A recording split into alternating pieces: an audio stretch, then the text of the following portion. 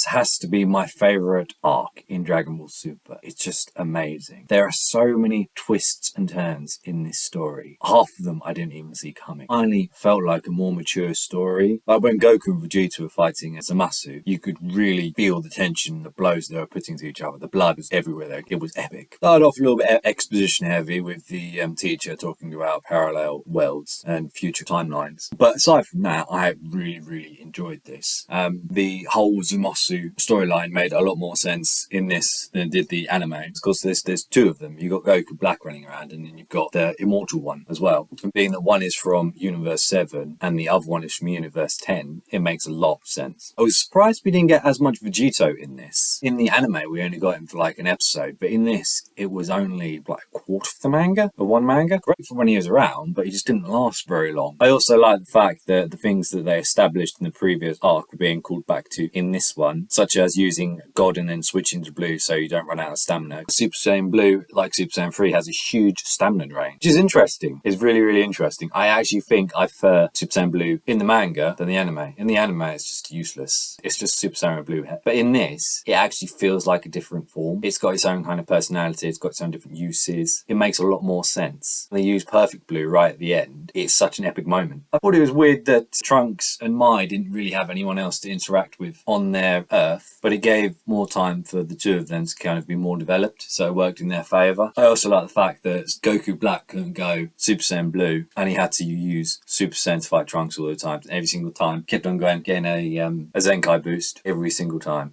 And that's another thing I love about this. Trunks has been Super Saiyan for a few years now, and he gets Super Saiyan 2, and his Super Saiyan 2 is on par with Goku's Super Saiyan 3. That's just so cool. Only they actually spent time in the forms a bit longer, because then they can actually fully develop it, and they could be like Trunks. They wouldn't need to transform into all these different things. They could just stay at that level and perfect it. I know a lot of people don't like Mai and Trunks being together, being that she was an adult who got turned into a child and then grew up alongside Trunks, and that's where they kind of got the romance from. But it doesn't really bother me that much. I see it as when they kind of get reverted, yes, they keep their memories, but they are more childlike. So they're not going to be doing the things they would have done when they're an adult. So to me, she has the mind of a child. Like her feelings and stuff like that, she's more aware and more developed than a kid would be. I'm surprised we didn't get any Gohan in this. Apart from a flashback we got, there was absolutely no Gohan whatsoever. We haven't Gohan in this manga at all, apart from Battle of Gods. And that was literally like 2 panels. It's really be hitting those books really hard. The whole Katara retcon actually made sense in this one as well,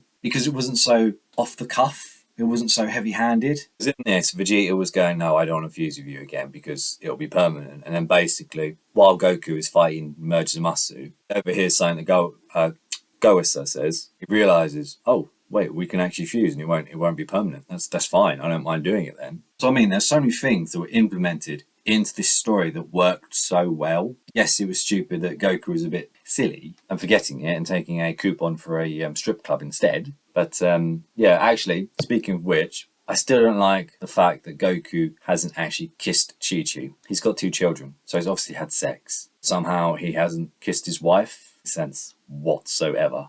This was a lot of fun as well, because it wasn't always constantly like travelling back in time, travelling to the future, back, forth, back, forth, back, forth.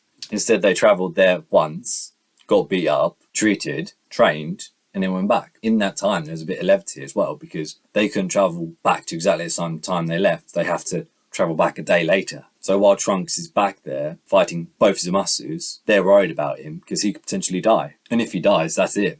There's no coming back because there's no Dragon Balls. It's so well written. And the art is still gorgeous as well. I loved all the battle bruises, all the armour tears, all the clothing tears. It was nice to see. It was a welcome change of pace, because up until this point, Super has been very soft, and I'd say it would be aimed towards a younger audience. Now, I understand that the Jump line is targeted at teenagers, but this story just felt much more mature. Now, I was growing up with Dragon Ball Z when I was a kid, and now having Dragon Ball Super, and it being like this, I actually really like it like this. Too sure which version I prefer, if I prefer the anime or if I prefer the manga. They both go in different directions at certain bits. With regards to the finale with Merge Zamasu, because he didn't get big and purple and go OP as hell, he kind of did his own thing. But it's a cool take to do that as well. I think Going back to it, I probably would prefer this version of it, only because it feels, as I said, like a more mature rendition of the story than we got in the anime, which was,